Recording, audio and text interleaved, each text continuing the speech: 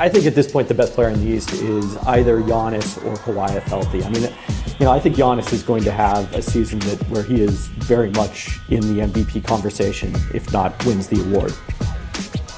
Yes, your thoughts on that were on the record when we did our NBA Ranked special, where you favored having Giannis ranked the same as Durant, and I think maybe even felt like he could have been ranked higher than Durant.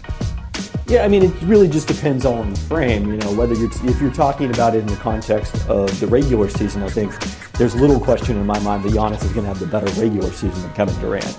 Now, in the playoffs, we haven't yet seen that because Giannis hasn't advanced past the first round. And I don't want to get into the Bucks section, but I think there's a chance for him to have a longer playoff run this year and maybe make that kind of impact. But obviously what KD has done in the finals the last couple of years, like at that level, there's no question that he's not only, the best, better of those two players, but, other than LeBron, it's hard to make a case for almost anyone. We don't have to follow a linear fashion. I'm the boss. We can talk about the Bucks here.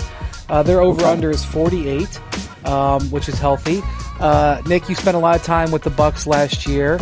I felt like there were a lot of games that could have been 50-50, that were 50-50 games for the Bucks.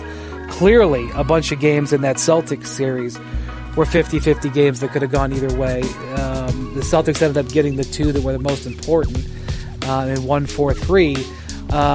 With Mike Budenholzer as the coach, I feel like he can be a difference maker in some of those 50-50 games. I mean, what's your outlook on what you think the Bucks have?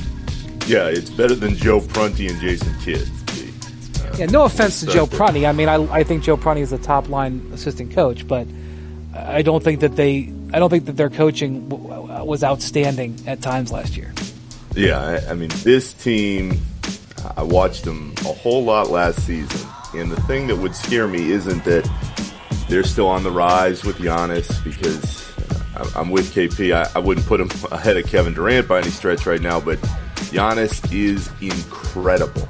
And if he learns to shoot consistently, the sky really is the limit. And if you get that narrative behind him in a new arena this season, then yeah, I think he's got a legit MVP chance if he can show that the other facets of his game are developing. But as far as the Bucks go, the thing that really concerns me, and this is the difference with Bud and some of the pieces that they added, like Lopez and bringing back Ilyasova, the roster guys just isn't very good. And that was the issue last season to me. I am not a fan of Eric Bledsoe. I watched him make far too many bad decisions at various points and not get the ball into Giannis at critical times because he thought he could take over and win the game. That is not a recipe for success. I am a huge fan of Chris Middleton. I think he is a really, really good player who on a different team outside of the Giannis spotlight would get even more respect throughout the country. And if he played Dante DiVincenzo? Not not yet. Not yet. But, we got to see how these new moves play out. I'm just telling you, they're waiting on guys like Thon Maker. Dellavedova was hurt and didn't really do much last season. I don't see it from the rest of that group. If you told me Giannis and Middleton were going to stay healthy, then yeah, I think they were going to be right around that 48 win total. But they need other guys on the roster to help out more consistently to think they're going to make any noise in the playoffs. And I don't care who your coaches be. If you don't have enough talent on that roster, you're not going to be able to do what you want to do when all the chips are down.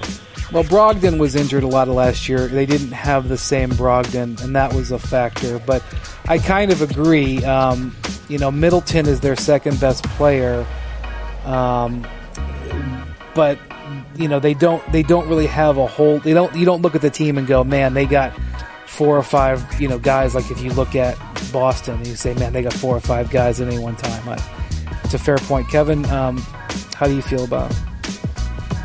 So to Nick's point, I had a conversation with an executive in the league last spring where he felt the coaching was getting too much of the blame and the roster wasn't getting enough of the blame, and that coaching change might not make the difference because of all the things that Nick outlined. Now, I do feel better about their roster this year, and the single biggest reason for that is Brook Lopez. Dante DiVincenzo?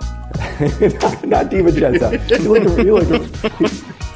He looked really rusty the other night when they saw them against Chicago when they looked fabulous.